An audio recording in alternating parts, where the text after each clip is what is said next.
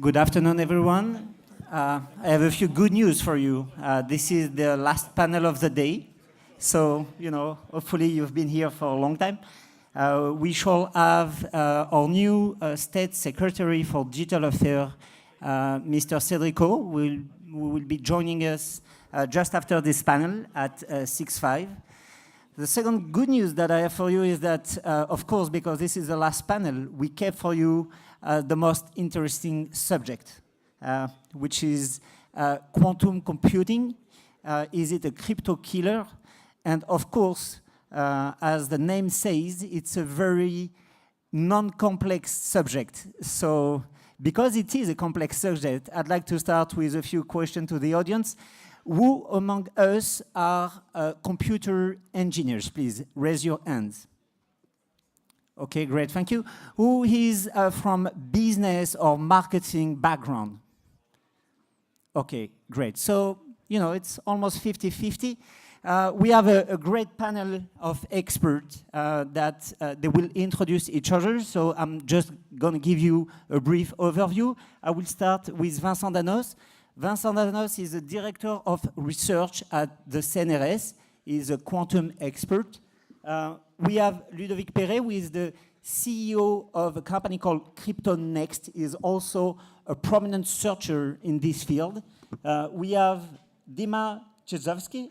Sorry if I mispronounce your name. Okay. He's the CTO of a crypto company called Geo Protocol.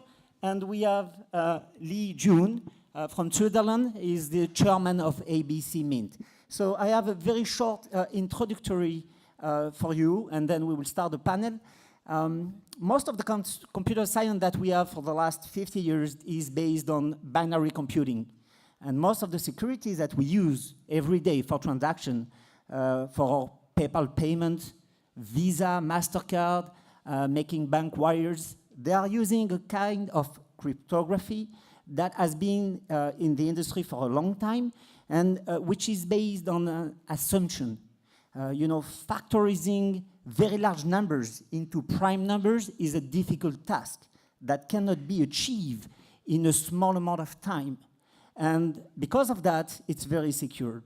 And now we are entering into a new era because fundamental physics have made huge steps, and we already have quantum computers. What is the difference? Why is quantum computing such a threat for the crypto industry, and why could it jeopardize all of our current financial transactions? Very basically because quantum is not binary. It has one extra byte of information. We are not using bits, we are using qubits. And because of that, it has exponential calculus capacities, and it could break all those algorithms that we use in modern cryptology. So to discuss this, I will join the panel and start with a few questions.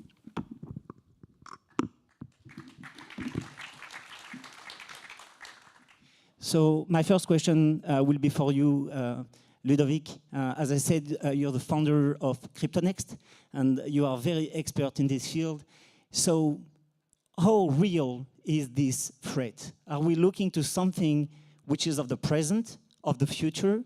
What is the current status of this new threat?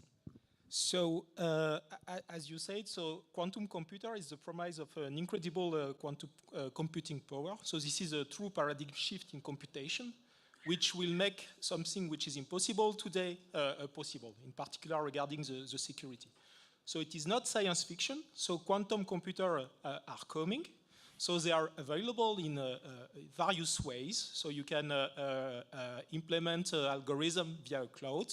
You can access a quantum computer via cloud. So IBM already sold a quantum computer. So the point is that their power are currently limited, but this has increased exponentially in the last 3 years. And many people believe that within the 10 or 15 years, we will have a quantum computer which will be able to break public key cryptography, which is used in particular in the blockchain, in the signature protocol. And so, in fact, the question is not when or if the quantum computer is going to come. So the problem is generalized, and the issue is so big that the NIST, which is the main standardization body in the cybersecurity area, decided to renew the standard. So there is a competition which is currently running. So in fact, we are at the stage 2 of the competition. And within 2 years, we will have a new post-quantum cryptography algorithm. And so in particular, we are working at CryptoNext quite a lot on this area. So we are implementing these protocols, and we have a huge expertise. So we have many papers, and we submitted algorithms. So we are quite involved on that. Thank you very much. Dima, we were talking backstage about GeoProtocol, and I tried to summarize saying that it's a cryptography as a service on layer 2. I have a question for you. There are public blockchains, private blockchains. Among the public blockchain, Bitcoin is obviously the most wealthiest one, almost 100 billion. I mean, do you think that hackers having access to quantum computers would first try to target the blockchain Bitcoin?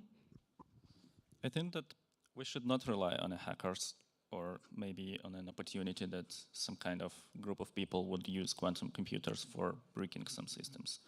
I think we should take the main concepts of the cryptography and to remember that the cryptography says us that in case if there is a probability of the systems hack, it would be hacked in some part of time. So we should not think about hackers, which we should think in this moment when we are strongly realize that the threatness is real. We should focus on solutions how to secure our systems in face of this threatness. And there is no any importance here. Would it be hackers? Would it be some rich group of people? Would it be some group of scientists? It's a threatness that must be fixed in a short period of time. Thank you. Jean, we were also talking in backstage and trying to figure how people could mitigate. Is it a protocol issue? Is it a technological issue? And we came to the conclusion that it might be a political issue, because for blockchain, it takes a majority of nodes, 51%, to make a change. And can you share with us your views on what could happen? Okay, so I'd like to introduce myself, Jin Liu, chairman of ABCMint Foundation. ABCMint, it means algorithm, blockchain, cryptography, mathematics. So ABCMint Foundation is a non-profit foundation. We support globally about the research and application of quantum computer resistance signatures algorithms worldwide. That's the very thing what we do. So we support some team, it's called ABC, to redesign Bitcoin. The reason is that very fundamental algorithm of Bitcoin is elliptic curve signatures. It's quantum breakable. So just get elliptic curve signature out, replace with some PQC algorithm, quantum computer resistance algorithm. That's the thing what we are right now supporting. So in future, actually there are 2 points I want to summarize. The first is right now, American government is making the standards of a quantum computer resistance algorithms, signatures, public exchanges. And the American government will make the stands in next 3 years. Any entities, if they want to do business with the American government, must move from the current algorithms, signatures, to quantum computer resistance algorithms. European will follow it. Japanese probably follow it. Nearly all the countries should follow it, probably. It will happen very soon. And more, nearly all the tokens, coins, blockchains are built on ECC. So in next 3 years, game is changed. That's my opinion. Thank you very much. Vincent, we were also discussing, is blockchain, Bitcoin the main target? You said no. There are other ways for quantum threats and hackers to access huge amounts of values. And could you elaborate a little bit more on? Yeah, so the idea is that there will be an increasing amount of blockchain-related exchanges, steps of protocols that do not actually happen on the chain or directly by interaction of the chain, but that will partly happen between participants in a contract, for example. So an example we discussed backstage was selling a piece of digital data against a payment. So it's the cryptographic problem of fair swap. And there are good solutions now which do not involve complicated and expensive zero-knowledge steps, but they do rely on sending things off-chain from the selling party to the buying party. So, you know, that's the legs or the dark part of the contract, the interactions that are not on the chain, but that are critical to the good fulfilling of the protocol. Those are also things that we should protect. That's number one. So more of the contracts will happen off-chain. And also, you have to secure the last element, right? So the interaction of the user with the wallet, with the whatever is the device that actually injects or runs the process that is collaborating in the contract to push whichever protocol the players are interested in. And there's a lot of discussion about where should be the key, should it be in a trusted element, managed in a trusted execution environment.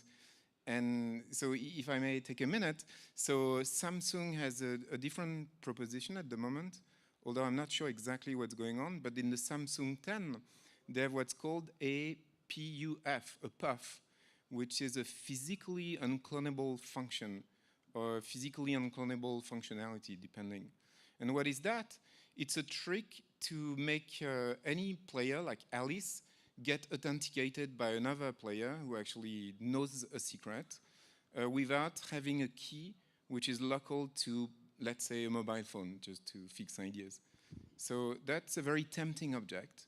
You'd like to have it. I don't know if Samsung Pay actually uses it, but it's a way for a distant person of trust to make sure that that person, let's call him Bob, is interacting with the true Alice. And the way it works is that Bob sends a challenge. He knows the answer to the challenge because he built the physically unclonable device, and then the device responds to the challenge with the correct response, and then Bob is certain that the person he's talking to, may be very distant, is actually Alice, because no one can clone physically the device that responds correctly to the challenge. So that's an object that lots of people are fantasizing about, but that, in a recent quantum breakthrough, has been shown to be attackable by quantum means. And they are not, just like Ludovic was saying, they are not by quantum devices from the future. They are by quantum devices of reasonable size today with the technological offering that we have.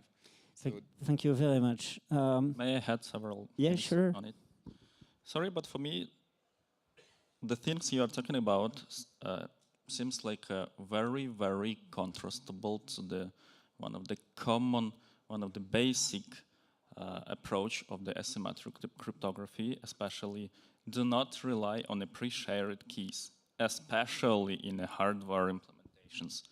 So I think we should not focus on a hardware solution, because the hardware solutions are only descendant string. But there are market forces that will tell you otherwise.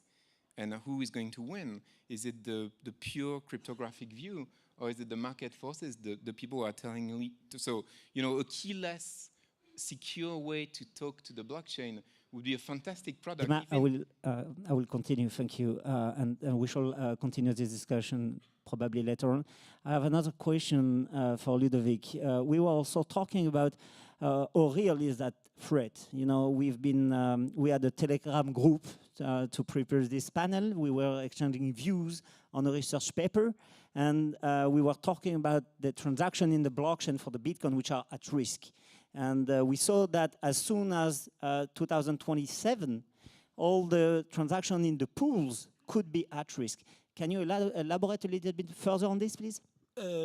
Yeah, so we kind of know that there is two basic cryptographic blocks which are underlying the security of blockchain. The first one is hash function. So hash function is going to be impacted by quantum computer, but in a reasonable way, so in a not too bad way. We don't need to change hash function and hashcat protocol, so we can scale it. So it's not a big issue. So the big issue is with respect to the signature, because we are going to be able to break in polynomial time, so very badly, the signature. And so the signature is what is related to your identity, and someone with a quantum computer will be able to stole your identity, so derive from your public key, your secret key, and put whatever you want on the blockchain on your behalf. So that's kind of serious issue, because he can basically stole your crypto assets. I agree with Ludovic's words. So it's something about a fundamental algorithm. For example, about Bitcoin. Bitcoin is built on ECDSA, is some kind of a ECC. So as the topic is about the content computing, the crypto killer, so I want to give you guys some idea. The idea is that right now, content computer use shares algorithm to crack public key and get your private key if you're protected by ECC. So how much qubit can crack ECC? Roughly 4,200 qubits, or 4,008 qubits, less than 5,000 qubits. In 1 minute is where crack one public key. Right now, from the public information, all you guys can Google it. You gotta find Intel, IBM, Google. They have developer around 100 qubit, right? More or less. So it's said to get around less than 5,000 qubits. It will spend around maybe 3 years, 5 years, 10 years, or more. It doesn't matter. What matters is right now, American government is making the stand. Europe will follow it. Nearly all the country will follow it. Let's think about why. So, in my opinion, quantum attack absolutely all the cryptos, coins, killer. You guys, for about the tokens, coins, blockchains, change the algorithm or you gotta be dead. So I think it's a pretty clear statement. Either we change or we're dead. Dima, so how do you keep us alive? Sorry, can you repeat, please? How do you keep us alive? How can you contribute to secure that thing? So, actually, the process is started already.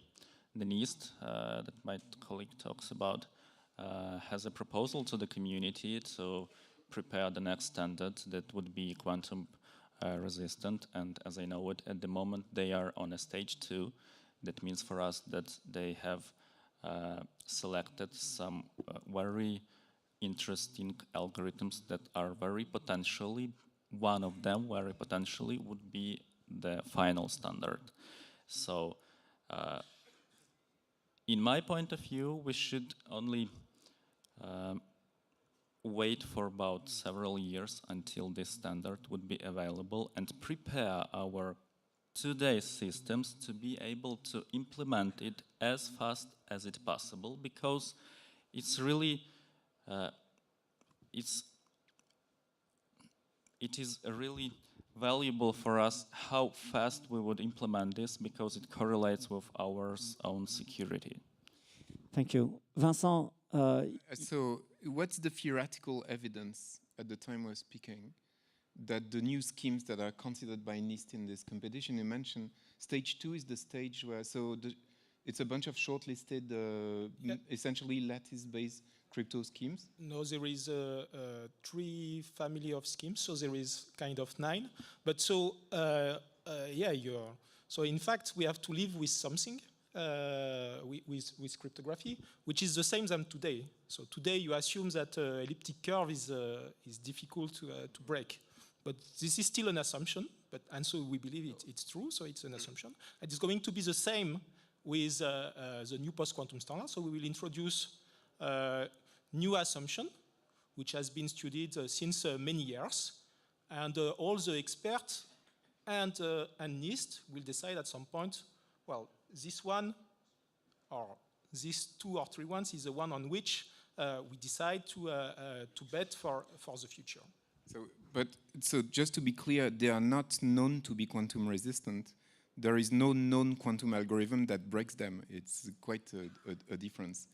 That's the same for elliptic curves, we know they are broken. But in the classical setting, there is no proof that they cannot be broken.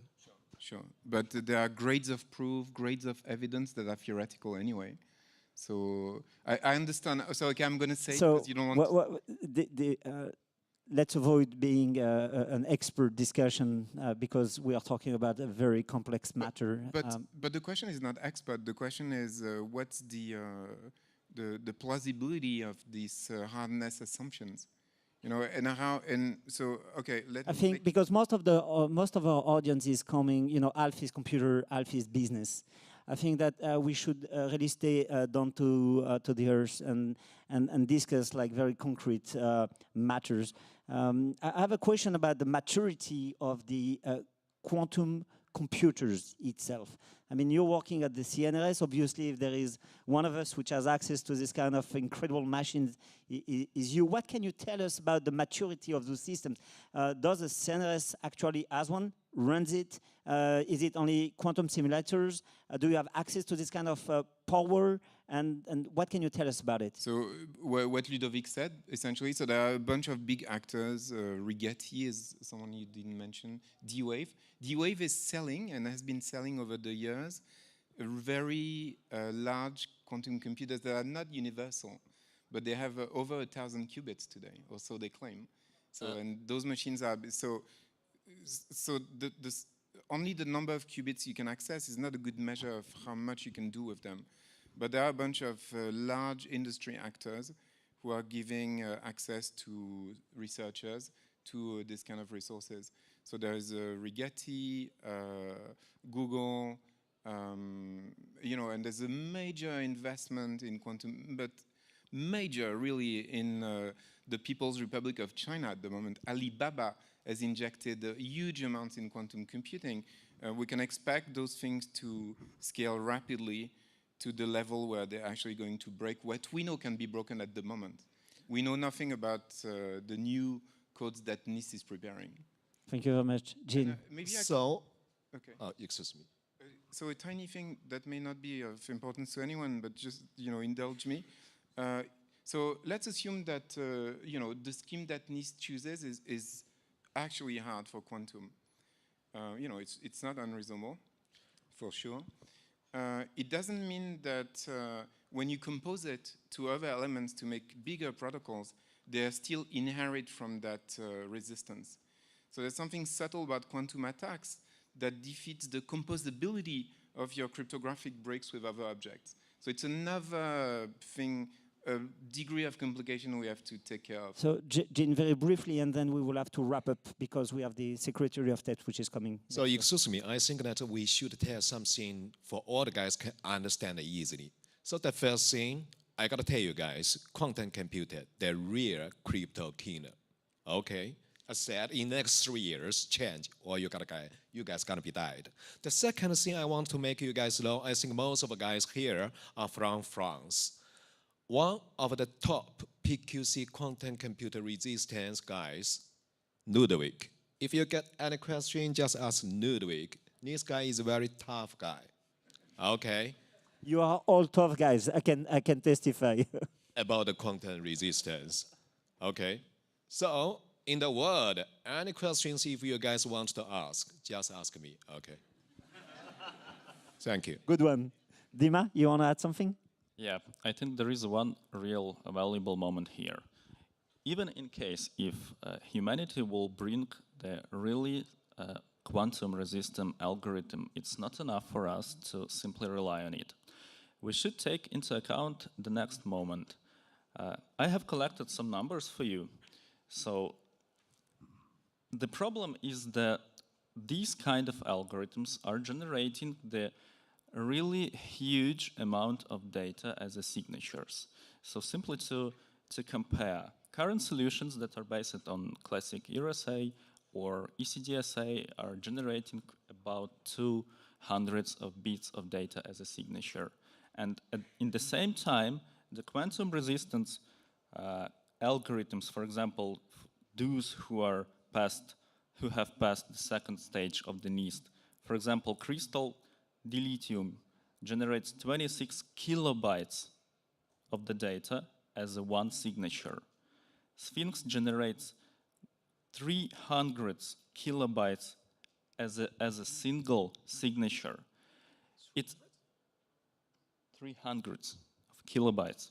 So we should think about that even in case if we are able to use this post-quantum algorithm, we should be ready to really increase our space for our public blockchains and traffic. And just think just a moment. This increase factor is 2 times. So you can multiply by 10 and again by 10. And this is a huge number even for technologies that are available for us at the moment. Thank you. Maybe, Jean, a last comment, and then I will wrap up because we have 1 minute left. And Okay, so I think what you guys are listening really is meaning US dollars speech in OPBWS. So thank you guys very much. And one more thing I want to make you guys know is that even we know quantum computer is the crypto killer, I believe most of the guys think that I will sell my Bitcoins, Ethereums, or something like that. Remember, this is not my financial advice. Take your own risk and your own responsibility. I believe some guys will pump up the price of a Bitcoin, Ethereum, or something, then they will escape. So, championship began. Who will escape first in next 3 years? Tipping point is that American guys will make the stands. Let's keep eyes open. The most important web page is that just Google NIST, N-I-S-T, space, PQC, find our web page. Thanks you guys. thank you very much. I think we can give a big round of applause to everyone.